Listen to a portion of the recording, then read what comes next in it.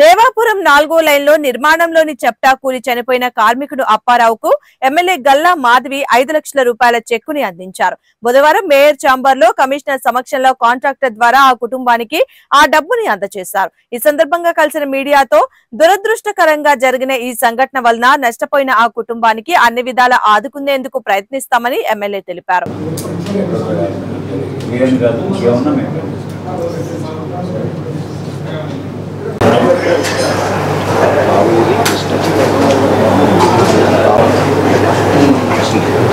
నమస్కారం అండి.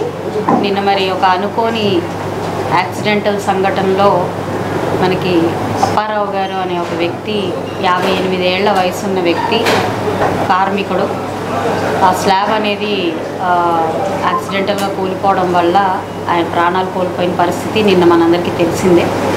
దానికి కాను ఈరోజు వాళ్ళ ఫ్యామిలీ మెంబర్స్ అందరినీ పిలిచి సదరు కాంట్రాక్టర్ గారి చేతి మీదుగా 5 లక్షల రూపాయలు పరిహారంగా వాళ్ళకి అందజేయడం జరిగింది. అదేవిధంగా ఆయనకి 3 ఆడపిల్లలు ఉన్నారు, అంటే పెళ్ళైన వాళ్ళే ఉన్నారు అని తెలిసింది. వాళ్ళకు కూడా ఏదైనా జీవన భృతికి ఒక రైతు బజార్లో షాప్ కానీ ఏదైనా అడుగుతూ ఉన్నారు. వాటికి కూడా మేము ఏదైనా చేయడానికి ప్రయత్నిస్తామని మేయర్ గారు హామీ ఇవ్వడం కూడా జరిగింది.